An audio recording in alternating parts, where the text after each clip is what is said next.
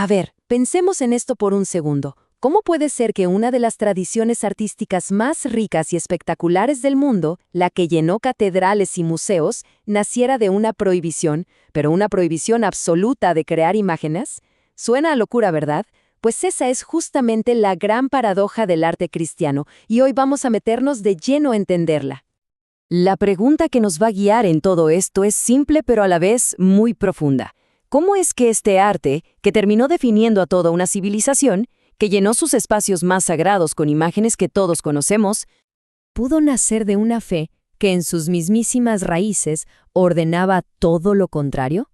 Y bueno, el centro de todo este asunto está aquí, clarísimo, en la ley mosaica. El mandamiento no deja lugar a dudas. No fabricarás imágenes. Para los primeros cristianos que eran herederos directos de esta tradición, esto no era una sugerencia, para nada. Era un dilema existencial, un verdadero problema. Así que vamos a sumergirnos en esta gran contradicción. Porque, ojo, esto no era un debate teórico de seminario, ¿no? Que va, esto era un choque cultural tremendo, algo que se vivía todos los días, en la calle, en la vida de los primeros creyentes. A ver, tratemos de ponernos en sus zapatos por un momento. Por un lado tenían toda su herencia judía. Un Dios que es invisible, trascendente y una regla clarísima, prohibido usar imágenes para adorarlo. Un culto, como se dice, en espíritu y en verdad. Y por otro lado, el mundo que los rodeaba, el Imperio Romano, una cultura visualmente explosiva, saturada de estatuas de dioses con cuerpos perfectos, templos en cada esquina, eran literalmente dos universos chocando de frente. Entonces, claro, la pregunta se cae de madura. ¿Cómo es posible que una fe que nace con una prohibición tan fuerte contra las imágenes termine, siglos después, convirtiéndolas en el corazón de su expresión? ¿Qué pasó ahí? ¿Cuál fue el interruptor que lo cambió todo?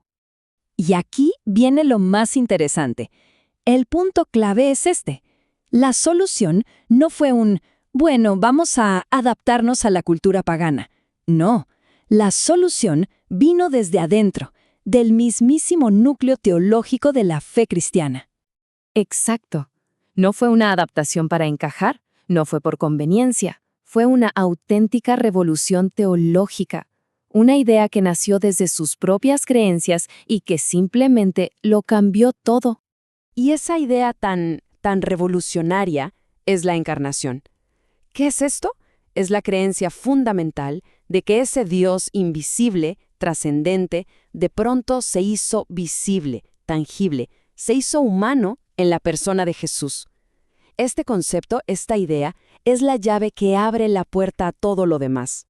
El punto de inflexión se puede resumir perfectamente en una sola frase del Evangelio de Juan. Felipe, quien me ve a mí, ve al Padre. Pensemos en el peso de esto. El argumento era demoledor. Si el propio Dios eligió tener un rostro humano, un rostro visible, entonces representar ese rostro ya no era romper la regla. Al contrario, era una forma de dar testimonio de la acción más importante de Dios. De repente, la prohibición de representar lo invisible, pues quedaba sin efecto, porque Dios mismo había decidido hacerse visible. Ok, entonces, ya tenemos la puerta teológica abierta de par en par. Ahora, la pregunta es, ¿cómo se veía esto en la práctica? ¿Cómo eran las primeras expresiones artísticas, los primeros espacios de culto? Bueno, la respuesta probablemente no es la que uno se imagina. Sí, lo primero es borrar de la mente esa imagen que todos tenemos de catedrales gigantes y superornamentadas. Nada que ver. La realidad de los primeros siglos era, mucho más discreta, mucho más humilde.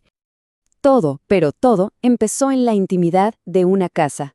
La Eucaristía, eso que llamaban la fracción del pan, se celebraba en casas particulares, generalmente de creyentes con algo de dinero.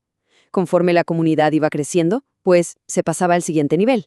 Se tomaba una casa entera y se adaptaba para el culto. A esto se le llamó una domus ecclesiae, o sea, la casa de la asamblea.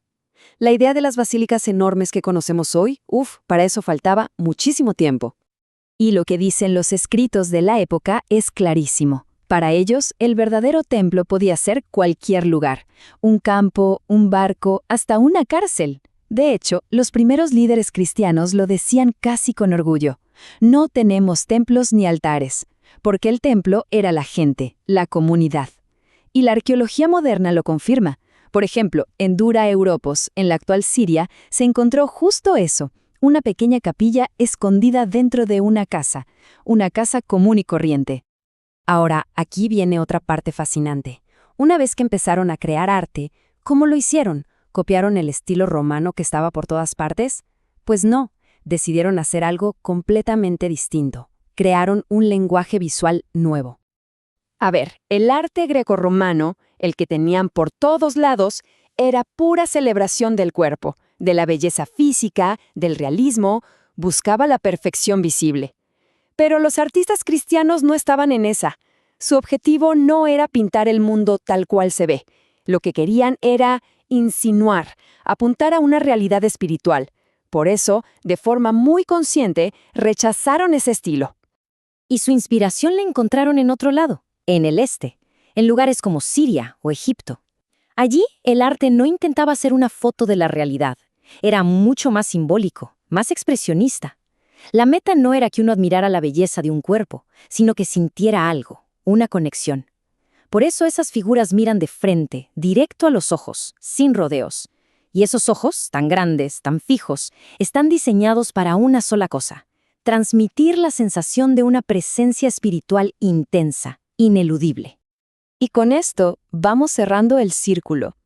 Toda esa lucha del principio, esa tensión entre no podemos representar lo invisible pero es que Dios se hizo visible.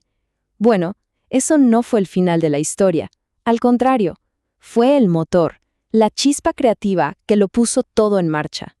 Y así fue como esa paradoja original, ese conflicto de ideas, se convirtió en la base, en los cimientos sobre los que se construirían nada menos que 2000 años de arte occidental. Toda una tradición riquísima, súper compleja, que increíblemente nació de una contradicción. Y esto nos deja con una última idea, una reflexión final.